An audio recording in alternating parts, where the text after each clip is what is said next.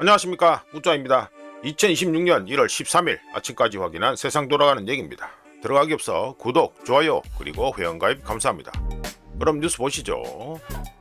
침대 변론에 미뤄진 윤석열이 내란 혐의 구형 나온다. 오늘 결심 공판이다. 변호인단은 또 장시간 변론 예고했다 이거네. 아이고 뭐 신수가 훤하네. 윤석열이는 빨리 받아가지고 깜빵 확정됐으면 좋겠고요. 근데 이거 깜빵 확정되면 이재명이 당선 1등 공신이 윤석열이니까 윤석열이 사면해줄 것 같은데. 이간에 뭐 구형한다 하니까 구형이라는 거는 뭐 검찰 측에서 구형한다 이 소리죠. 하여튼 선고는 아니고 간단하게 코멘트합니다. 앞으로 법 구대기들은요, 이 선출직에서 특히 대통령 자리나 이런 거 여기서 철저하게 배제되는 것이 좋아 보입니다. 아니면은 검찰이나 법 구대기 때를 갖다 좀 많이 벗긴 다음에 정치인을 하든지. 이게 뭐 하는 짓입니까 이게. 넘어가고요. 여당 심판은 김병기 제명 의결이다. 아이고 그냥 가는 모인데 김병기는 재심 신청에 최종 처분 미뤄질 때 뭐야 짜고 치는 고스톱이에 징계 사유는 숙박 뭐야 고가 식사 요거밖에 없어. 아이고 딴 거는 뭐 저 쓰고 이런 거 자시고 하는 거는 뭐 공천헌금 이런 거는 모른다 이거네. 경찰 수사 지켜봐야 된다 이 소리죠. 아이고 뭐 뻔하지 뭐. 김병기는 의혹이 사실일 수 없어. 부정하고 있네. 도대체 무슨 증거가 나와야지 사실일 수가 없는 거지? 무슨 증거가 나와야 됩니까? 그러면 도대체 논란 장기화 부담에 정sek내 비상징계권 걸어. 뭐 어제 코멘트 했다시피 친명들 찍어내기고요. 우짜견적으로 궁금한 거는 뭐 하나밖에 없습니다. 김병기가 들고 있는 거 깔까 말까? 그것만 관심 있습니다. 넘어가고요. 경찰 김경 미국 일정 공유 안 했다. 강선호는 아이폰 비번 제공 거부. 한 똥오이께서 생각나네. 똥오이. 잘 배웠다 마. 잘 배워 잘한다 마. 입국나 압수수색하고 압수물 분석 안 된 채 조사. 증거인멸 말맞추기 우려. 야 이거를 수사를 지금 며칠 만에 한 건데 그 뭐 이제 와서 이거 우려가 되는 거냐? 처음에 나왔을 때부터 빨리 신속하게 해야 될 거 아니야. 주구장창 지지지지 끌다가 이랬는데 웃자라도 지금 해가지고 말 맞추기 다 하겠다. 아이고 이게 무슨 진짜 웃긴다 진짜. 이딴 식으로 계속 해봐라. 그다음 이게 어떻게 되는지. 이제 지방선거도 이제 몇 달 안 남았는데 간단하게 코멘트합니다. 개떡같이 개떡같이 수사하고 언론 플레이만 하는 경찰이다 말씀드리고요. 넘어가요. 법사위 여당 주조 2차 또 하네. 국힘 지방선거 형법 또 하네 또. 노상원 수첩 등 신규 수사 대응. 야들은 뭐 입하고요 아주 하나 그냥 뽕을 뽑아 먹네. 막 우려 먹네. 우려 먹어. 수사기관 최대 170 검사 파견은 축소 잘 돌아간다. 검사 파견 축소. 아니 그래 검찰청 해체했으면 검찰을 안 하고 딴 걸 해야지. 주구장창 검찰은 계속 쓰고 있고 검찰청 해체하고 제2의 검찰을 갖다가 그것도 특수부를 갖다가 계속해서 돌리고 있는 꼬라지 아니에요. 이게 뭐하는 게 말이 되는 소리야 이게? 에? 이거 넘어가고. 이거 뭐 주구장창 우려먹고 세금이나 또 쓰겠다 이 소리 아닙니까? 이거 맨날 이 짓거리 할 수 있는 거라 해봤자 맨날 내란 타령이라고. 이재명 기준으로 하면 내란 타령은 안 된다고 말씀드렸죠. 뭐 이거 가지고 3심까지 다 확정이 돼야지 내란이 확정되는 거 아니야. 그런데 지금 마음대로 내란은 무조건 돌려먹고 앉아있고. 하여간에 세금이나 주구장창 펑펑 쓰고 자빠졌다. 네, 넘어갑니다. 벌써 3대 특검에서 다 나와버렸는데 뭐 할 게 뭐 있냐 돌 까놓고 해가지고. 중수청 고소청 베일 벗었다. 9대 범죄 수사 중수청 조직위원회. 행안장관이 아이고 중수청 지휘권 중수청 당위권의 이첩 요구 다 해먹겠다는 소리인데. 다 해먹겠다는 소리인데. 뭐야 검찰개혁 추진단 제2검찰청 카르텔 우리 없어. 다양한 전문가의 열린 체계. 웃긴 소리하고 자빠졌다 진짜. 지휘 받고 앉아있는데 무슨 뭐 제2의 검찰청 카르텔 웃긴 소리고요. 그냥 간단하게 코멘트합니다. 견제와 균형 반말 안 묻고요. 그냥 거의 일당 독재 공산당 카피질하고 앉아있다. 이것도 이거 문제 있는 인간이고 대장동 집단한테 해가지고 편히 봐줬잖아. 지가 관련되는지 그건 모르지. 냄새가 많이 나지. 이재명 밑에 있었는데 냄새가 많이 안 나나? 넘어가고요. 국가라는 표현도 안 합니다. 나라 꼬라지가 진짜 엉망진창입니다. 안규백 유엔사 통해 무인기 남북 공동조사 제안해 볼 생각. 야, 이 국고는 진짜 이 빙신 만들어 버리고 이거 지방선거 가지고 그 통방만 돌리고 자빠졌네. 어? 박지원 또 나서 떠들고 앉아 있고 북한으로부터 무인기 반환받으면 남북 공동조사를 제의할 생각이 있느냐 여기에다가 유엔사는 참 짜증난다 짜증나. 현재로서 민간에서 보냈을 확률이 굉장히 높은 게 맞냐는 질문에 그렇게 추정하고 있다. 확정도 안 된 거예요. 예, 확정도 안 됐고요. 지 꼴린 애들 하고 잡았다. 그럼 일부러 쳐보낸 거야? 일부러 쳐보냈냐고. 그 민간단체도 더불어 쪽에서 해가지고 작업해가지고 민간단체 돌릴 수도 있겠네. 참나 아유. 아이가 이 짓거리 계속 하고 자빠졌는데 나중에 어째 되는지 한번 봅시다. 자 넘어가고요. 올해 초등 1학년 30만 명도 안 된다. 올해 초등학생이면 7살 8살이니까 이 문재인이 때 그거네. 예, 문재인이 때네요. 예, 초중고 전체는 500만 명 붕괴. 문재인이 때 문재인이가 진짜 국가를 갖다가 완전히 말아먹었다니까 그러네. 2025년 초중고 학생 수 추계 보정 결과 자료를 통해 올해 전국 초등학교 1학년은 29만 8,178명. 절다이네요. 에이구 저출산 또 있다고 또 이거 단어 쓰고 자빠졌다 이거. 이거 저출산만 쓰면 되냐? 저출생도 써야지 안 그래? 이거 지금 숫자가 야들 연합질 하시는 뭐 표를 갖다 이래 만들어 놓고 앉아가지고. 하여간 이거 계산을 해보면 이거 문재인이 때입니다.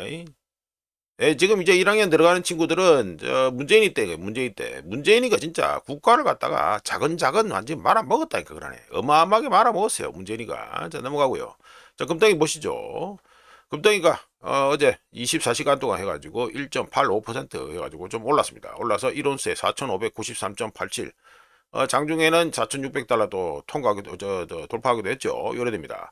지금 분위기가 웃자가 뭐 2월 달부터 해가지고 다음 뭐 사이클에 들어갈 거다 했는데 지금 뭐 파월하고 파월 수사한다고 기소하고 등등 해가지고 완전히 분위기를 갖다가 지금 이 글덩이 쪽이나 뭐 은덩이 뭐 이쪽하고 뭐 이것뿐만 아니라 다른 것들 전부 다 그러니까 우리가 흔히 쓰는 그 지폐 말고 나머지 쪽으로 그냥 다 올리는 분위기로 지금 가고 있죠 지금. 이게 뭐 아유 뭐 돌아가는 꼬라지가 희한한데 이거 혹시 예전에 닉슨 때처럼 이 금덩이 값을 갖다가 그러니까 미국이 지금 들고 있는 금덩이 값을 갖다가 시장가로 안 맞춰서 계산하고 있잖아요. 중국의 외환 보유액은 거기서 금 보유량은 시장가로 계산하는데 미국은 시장가로 계산 안 하고 있거든요. 제가 작년에도 한번 이거 얘기를 말씀드린 것 같은데 이 시장가로 해가지고 바꿔버리면 갑자기 돈이 억수로 불어나게 됩니다.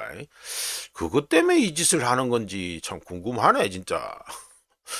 좀 뭔가 해가지고 차트가 좀 예쁘게 나올라 하면 이래 쳐올려 버리니까 좀 그렇네 보니까. 하여간에 금덩이가 4,593.97 이래 됩니다. 87이네. 이래 됩니다. 이 닉슨 때 했던 짓을 또 할라나 좀 궁금하다 보니까. 은덩이 보시죠. 은덩이는 어제가 6.16% 많이 올랐습니다. 해가지고 1온스에 84.88달러다 됩니다. 많이 올랐죠? 많이 올랐습니다. 이제 뭐 은덩이 가지고 은덩이도 웃자가 뭐 2월 달부터 해가지고 주간 사이클에 들어갈 거다 예상했는데 이건 뭐 지금 나오는 이벤트들 자체가 전부 다 금은 뭐 등등 원자재 값 뭐 기름은 좀 그렇다마는 원자재 쪽하고 이쪽 뭐 올리는 것밖에 그런 이벤트밖에 없습니다. 아이고 뭐 그러니까 은값은 지금 미래 오르는 수밖에 없고요. 지금 뭐 신뢰가 떨어지고 대표적으로 파월 수사건이 있잖아요. 지금 저 패드 신뢰를 갖다가 박살을 내는 건이 또 하나 나왔으니까 뭐 이리 튀는 수밖에 없지요. 간단하게 웃자가 해가지고 뭐 문제에 82달러도 넘어섰고 이러니까 간단하게 예상해 봅니다. 다음 해가지고 웃자가 예상하는 가격 96달러고요. 웃자가 100달러라고 대충 해가지고 러프하게 말씀드렸죠. 근데 조금 디테일하게 말씀드리면 96달러 일단 보고요. 그 위에는 130달러까지 있습니다. 뭐 계속 가자 그냥. 넘어가고요. 물론 사라고 말씀드리는 거 아닙니다. 은덩이 값 저리 오르면 어디 시스템 내에서 뭔가가 하나 심각하게 부사지고 있다고는 웃자가 분명히 말씀드렸습니다. 정말 조심해야 된다는 거. 자, 은값이 또 많이 올랐으니까 또 얘기를 해야죠.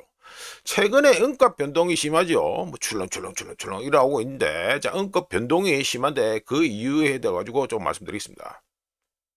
은값 변동이 심한 이유는 우짜가 보기엔 타이밍이라고 할 수 있고요. 은값이 출렁거리는 동안 여러 가지 스트레스 요인이 한꺼번에 겹쳤습니다. 몇 가지 말씀드려보면 첫 번째, 미국에서는 트럼프 행정부와 패드 간, 그러니까 파월 간의 공개적인 갈등이 정책 결정 과정에 대한 신뢰를 흔들었고요. 덕분에 시장은 곧바로 달러와 향후 금리에 어떤 영향이 이 이벤트, 둘이 싸우는 이벤트가 어떤 영향을 미칠지 추측하기 시작했습니다. 두 번째, 이 둘이 싸우는 이 이벤트와 동시에 부진한 미국의 경제 지표들은 표면적으로는 성장 둔화를 시사하고 있고요. 이는 금융공학적 기법에 의존하지 않고 가치를 유지하는 자산, 뭡니까? 대표적으로 금, 은, 뭐 이래 되죠.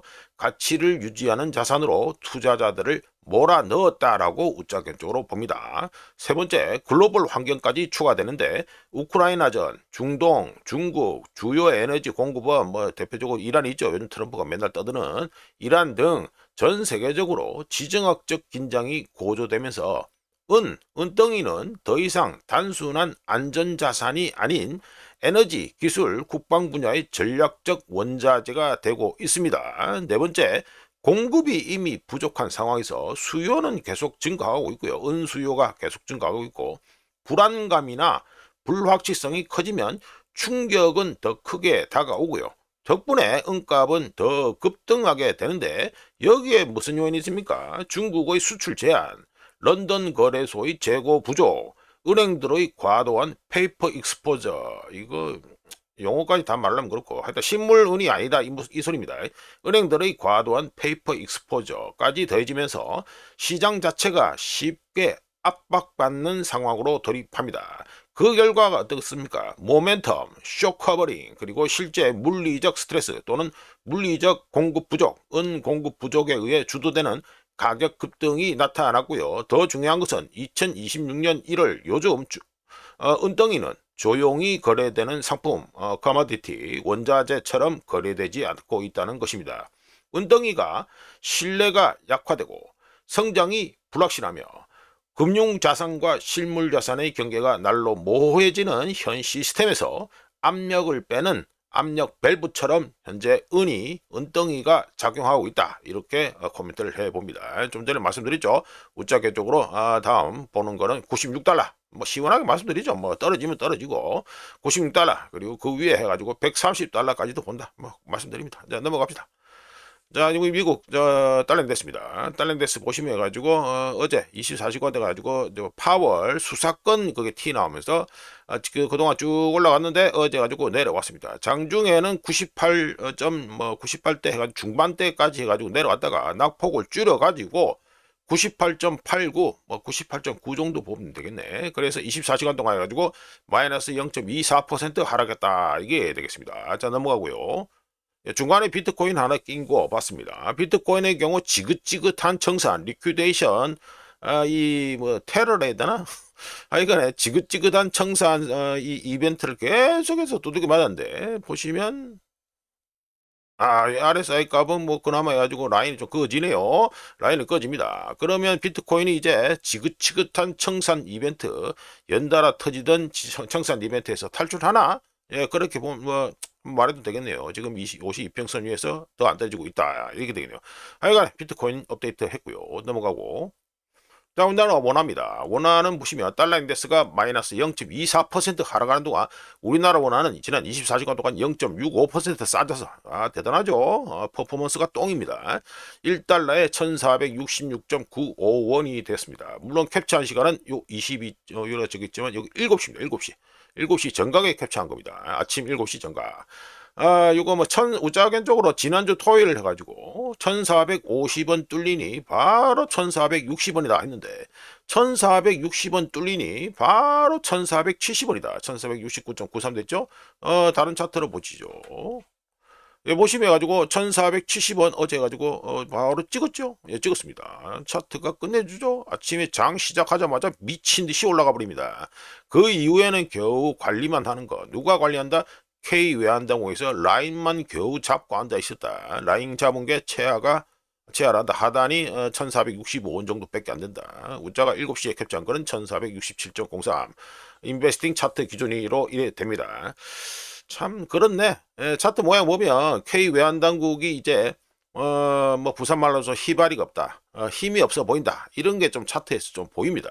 관련해서 국민일보 사설이 재밌어가지고 우짜가 한번 말씀드려보죠. 사설 제목은 어느새 환율 1470원 근접 정책당국이 신뢰를 잃었다. 인위적 억제에도 환율 재차 치솟아 성장 혁신에 대한 믿음 주지 않으면 그게 펀더멘탈한 부분이죠. 어떤 정책도 배격이 무효될 것 동의합니다. 예, 1월 12일 원달러 환율이 1468.4원으로 장을 마감했다. 전거래일보다 10.8원이나 급등. 장중에 1470원을 찍었다. 환율은 새들어 하루도 빼지 않고 오르는 등 8거래일 연속 상승했다. 외환당국이 지난해 말 크리스마스 이브죠. 크리스마스 이브 때 해가지고 제대로 한번 해가지고 떨구기를 했었습니다.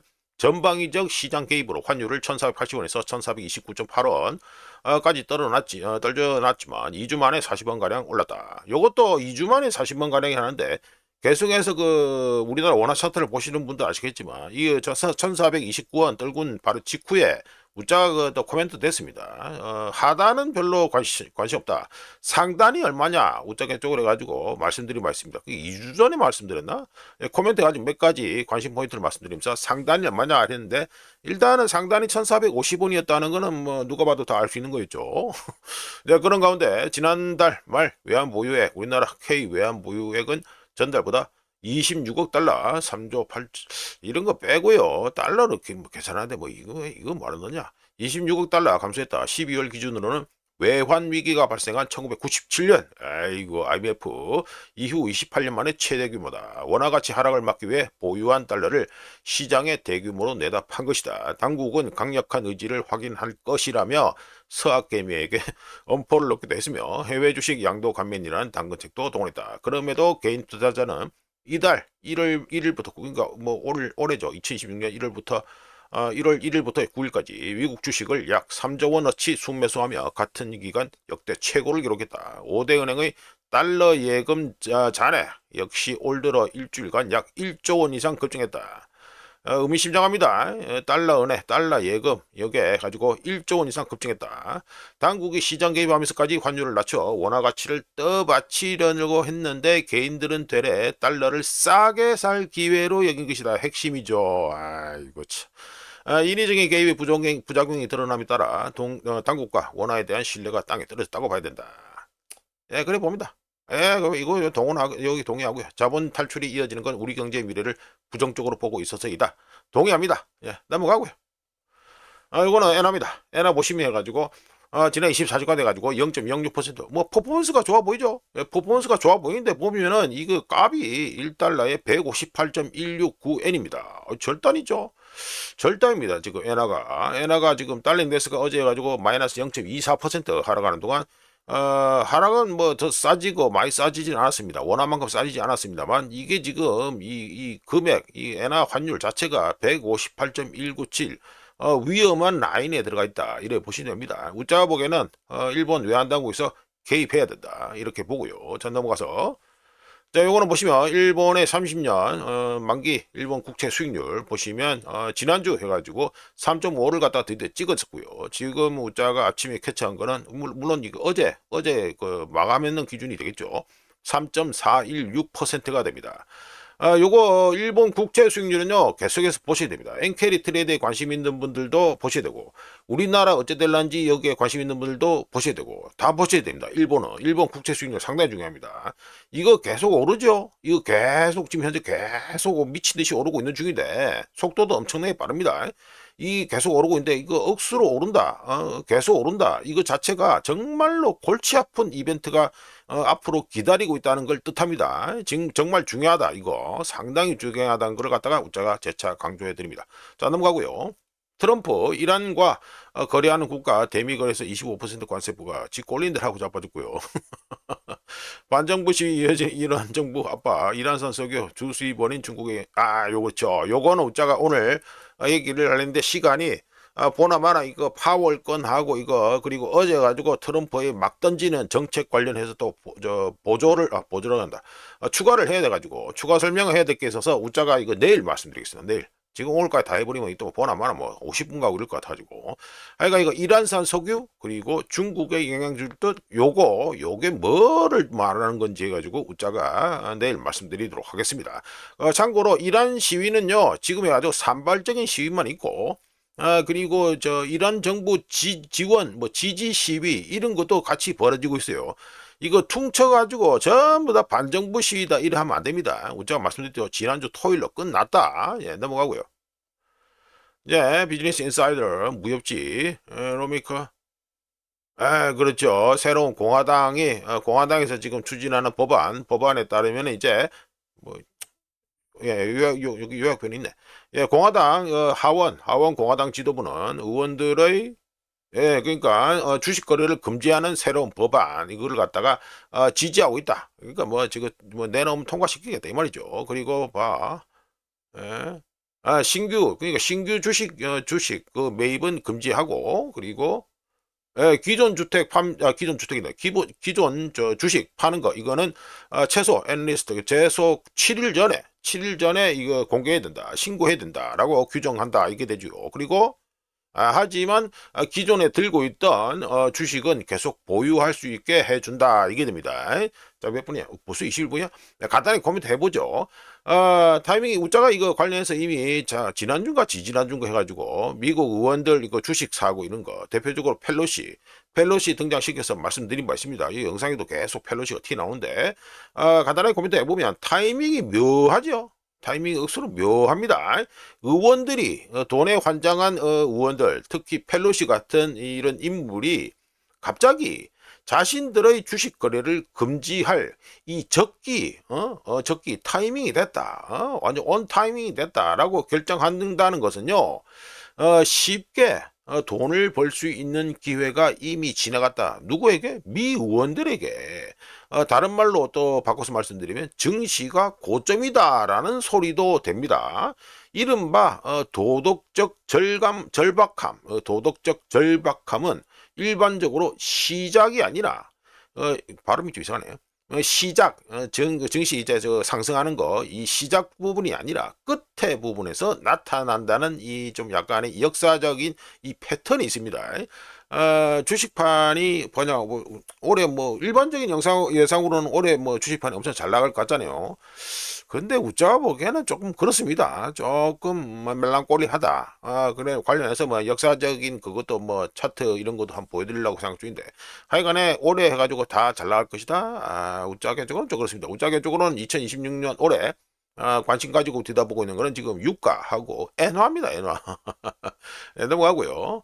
은덩이하고 금덩이는 뭐 기존에 가지고 있던 거 홀딩하고 있으면 되는 거고 달러도 우짜는 1350원 위로 올라간 뒤로는 뭐 산 적이 없고 그러니까 뭐 그쪽에는 관심이 없고요. 뭐 좀 최대한 많이 난 거 먹을 때 사가지고 해야 되지. 뭐 이미 좀 많이 비싸진 상태에서 그래가지고 해가지고는 뭐 많이 남겨 먹겠습니까? 많이 못 남겨 먹잖아요. 하여간 그래 넘어가고 자 이거는 신용카드 이자율 상한제 어제 말씀드렸죠. 그 보충해 봅니다. 보시면 해가지고 예 미국 전국 해가지고 신용카드 이자율 해가지고 평균 나오는 건데 1월 7일 기준에서 19.65%. 예, 요 보면은 2025년 10월 29일에 20.03% 조금 내렸습니다. 조금 내려가는 추세다 이런 걸 알 수 있죠. 이거를 갖다가 어제 우짜가 트럼프가 아몰랑 던지는 정책들 거기서 해가지고 신용카드 캡 씌우는 거 말씀드렸으니까 그것 때문에 보충한다고 말씀드립니다. 자, 설명해보죠. 코멘트 해보죠.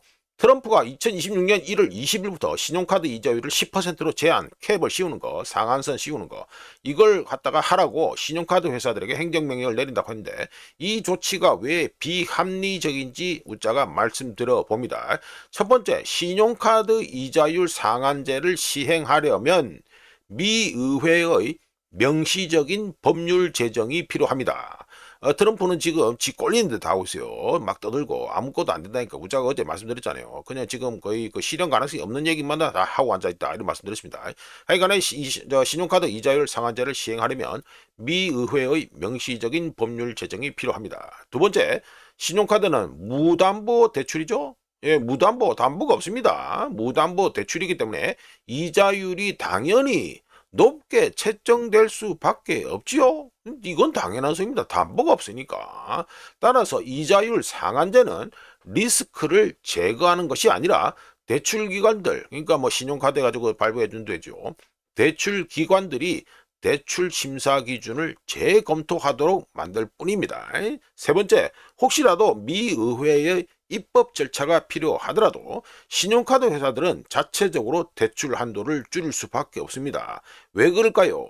수익률이 낮아지는데, 신용카드 가지고 발급해주고 거기서 뭘 좀 따먹어야 되는데, 이 수익률이 낮아지는데 전과 같은 수준의 동일한 위험을 감수하라고 한다?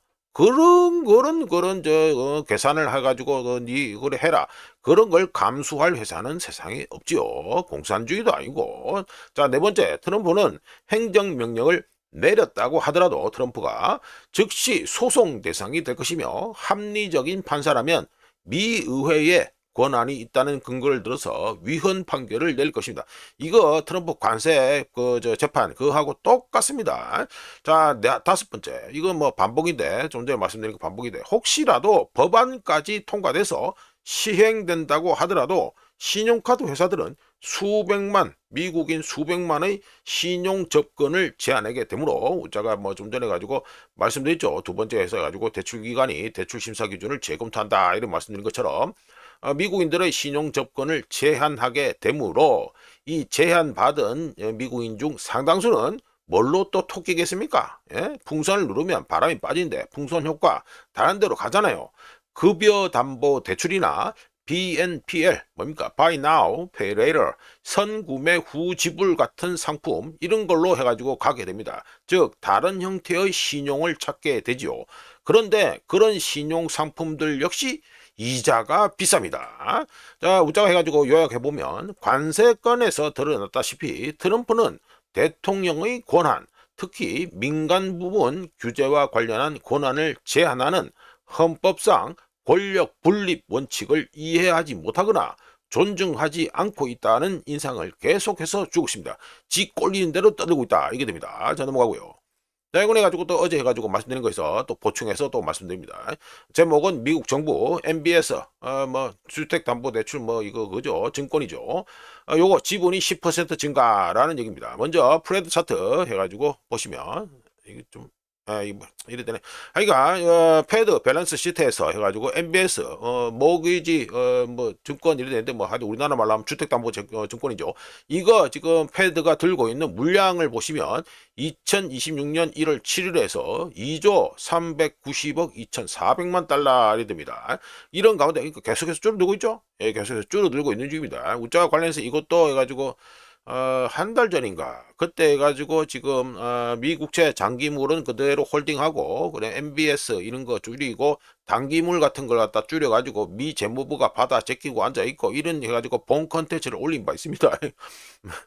그 이름이 생각이 안 나네. 하여간에 넘어가서 트럼프가 정부 지원 기관인 페니메 그리고 프레디 맥에게 MBS 주택담보증권 2천억 달러치를 매입하라고 지시했는데 2026년 1월 7일 기준 패드의 밸런스 시트에는 2조 390억 2,400만 달러에 달하는 MBS가 지금 남아있는 상태입니다. 패드가 MBS를 계속 줄이고 있죠. 쭉 줄이고 있습니다. 줄이고 있는 가운데 트럼프의 지시에 따라 페니메 프레디 맥이 MBS 주택담보증권 2천억 달러치를 매입하게 되면 미국 정부의 MBS 주택담보증권의 보유량은 10%가 증가하게 됩니다. 하지만 미국 정부가 MBS 주택담보증권을 보유량을 늘린다고 하더라도 미국 주택가격이 과대평가되었다 또는 지금 비싸다는 문제를 갖다가 해결할 수 없다고 저는 자신 있게 말씀드립니다. 자, 넘어가고요. 사상 주요 미국 대통령 연전 의장 정면 충돌 법무부 자충수되나 뭐 이리 나오죠. 네, 요거는 어제 파월이 나와서 직접 또 떠들기도 했습니다. 지금 29분에 빨리 말씀드리죠. 뭐 사진 이거나 올려놓고 자 말씀드립니다. 연방검찰이 미국의 연방검찰이 패드 본부 대규모 리모델링 사업과 관련해서 파월에 대한 형사수사에 착수했는데 쟁점은 뭐냐면 파월이 리모델링 사업 이거 뒤에 공사하는 판 이거죠. 이거는 뭐 파월 트럼프가 가지고 야 너거 이거 가지고 공사해가지고 해가지고 증액이란다 금액 이거 나와 있는 거 보니까 이거 글러 먹었어 해가지고 보여주는 거고. 그러니까 파월이 패드 본부 건물의 리모델링 사업 규모와 비용에 대해 미 의회에서 허위 증언을 했는지 여부가 이 쟁점입니다. 리모델링, 패드 본부 건물 리모델링 예산은 약 25억 달러로 초기 설계 문서, 여기 트럼프가 들고 있는 이거죠.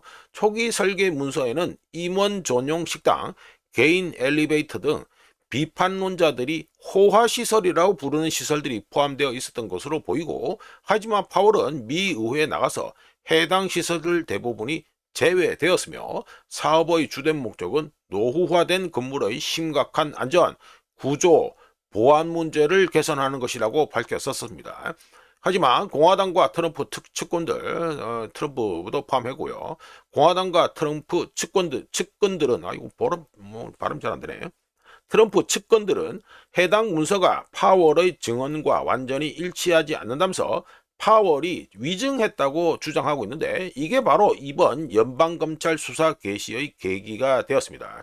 아직까지 파월은, 우자가 지금까지 본 거는 파월 자체가 기소되지는 않았죠.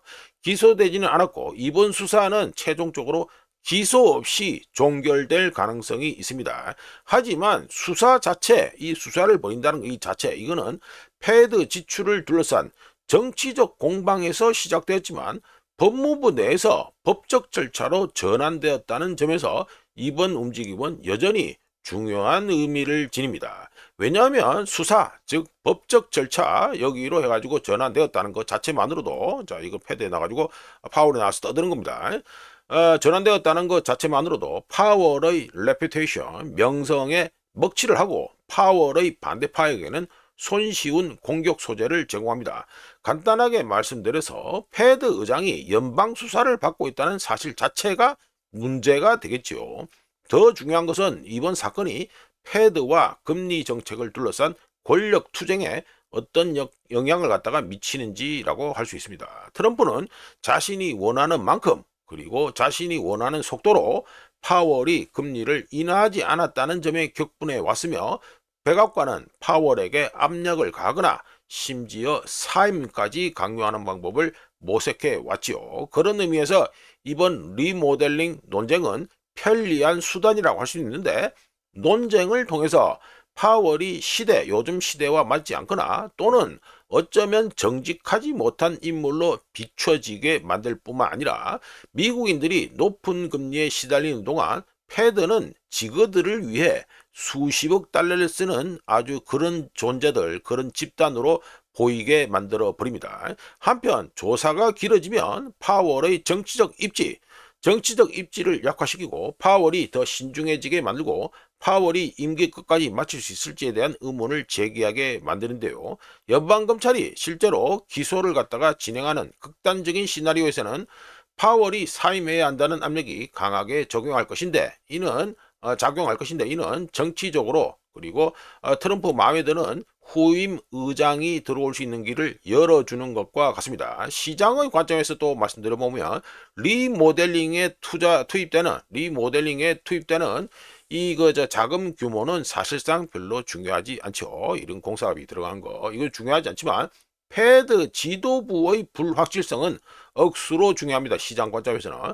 투자자들은 이번 사태가 정책이나 인사의 변화를 가져올 가능성을 높이는지에 가장 큰 관심을 보일 것입니다. 혹시라도 투자자들이 이번 사태를 통해 파월이 금리 인하에 더 적극적인 다른 인물로 교체될 가능성이 높아졌다라고 판단할 경우 금리는 하락하고 위험자산, 리스크 에셋에 유리한 환경이 조성될 수 있고요. 반대로 투자자들이 이번 사태를 통해 볼 때 반대로 패드 같은 핵심 기관을 둘러싼 정치적 논란만 가중되는 것으로 보인다면 리스크 프리미엄이 추가되고 변동성은 더 커질 것이라고 우자견적으로 말씀드립니다. 자, 넘어가고요. 자, 요번에 가지고 또 제목이 재정 우위 시대라고 되겠습니다. 피스컬 도미넌스 되죠. 예, 트럼프가 해가지고 이쪽에 있는 게 재정 우위가 되겠습니다. 말씀드려보면 이것도 파월을 건하고 연결되는 건데, 죄가 있든 없든, 그리고 파월이 이 시스템에서 완전히 배제되더라도 패드의 영향력은 이미 하락 중이었죠. 예, 그리고 재정 우위 시대에서는 패드의 영향력이 거의 자동으로 축소되게 됩니다. 피스컬 도미넌스 이 시대에서는 말이죠. 지금 미친듯이 빚내고 있잖아요. 빚이 충분히 커지고 재정 적자가 경기 순환적인 것이 아니라 고착화돼 버리면 통화정책은 더 이상 자유롭게 작동할 수 없습니다. 이거 어디서 많이 본 꼬라지입니까? 일본에서 이미 많이 본 꼬라지입니다. 베타 테스트, 우자가 베타 테스트라고 말하는 일본에서 이미 확인한 겁니다. 그러니까 통화정책은 더 이상 자유롭게 작동할 수 없습니다. 그리고 금리는 더 이상 순수한 정책 수단이 아니라 정부 재정을 관리 가능한 수준으로 유지하고 금융 시스템의 붕괴를 막아야 한다는 제약, 한계에 묶이게 됩니다. 왜냐하면 금리를 너무 높이면 부채 상환 비용이 급증하고 은행에 부담을 주며 시장이 붕괴할 가능성이 커지게 되고 덕분에 어떻게 됩니까? 미 의회와 재무부가 개입해야 될 순간이 되어버리면 패드가 서류상으로는 아무리 독립적이라고 얘기하고 그래 떠들어봤자 재정 현실, fiscal reality 이거 자체가 패드의 한계를 조용히 설정해 버립니다. 혹시라도 파월이 떠나버린다 이렇게 하더라도 지금 펀더멘탈한 게 뭐 있습니까? 고령화, 사회보장 지출 증가, 국방비 지출 증가, 만성적인 재정 적자 등 이런 관련한 펀더멘탈한 모든 요소가 정책은 재정 수요를 충족해야 한다는 방향을 가리키고 있기 때문에 바뀌는 건 없다. 펀더멘탈하게 바뀌는 건 없다라고 할 수 있고요. 파월이 떠날 경우를 갖다가 또 얘기를 해야 되는데 시나리오를 금리 인하 논의가 더 빨리 시작되고 물가 상승 압력은 더 오래 지속될 것이며 금리 조정보다는 밸런스 시트 툴스 그러니까 대차대조표상 수단이 더 중요한 역할을 하게 되고요. 미 재무부와의 패드와 미 재무부와의 협력은 이제 선택이 아닌 필수가 되어 버립니다. 권위, authority가 떨어지고 있던 패드가 갑자기 권위를 잃는 것이 아닙니다. 지금 이 이벤트는 패드의 권위가 갑자기 사라지고 떨어지고 이게 아니라 이미 그렇게 권위가 떨어지고 있었어요. 패드가. 중요한 거는 뭐다? 패드가 유연성을 갖다가 상실한다는 게 핵심이고요. 실시간으로 나타나는 재정 우위, fiscal dominance 이걸 갖다가 이해한다면 누가 시장에서 투자자들이 이해한다면 통화정책은 신뢰도 확보보다는 제약되는 한정되는 것들을 관리하는데 더 초점을 맞추게 됩니다. 자 이렇게 해서 2026년 1월 13일 아침까지 확인한 세상 돌아가겠습니다. 구독, 좋아요 그리고 회원가입 감사합니다. 내일 또 찾아뵙겠습니다.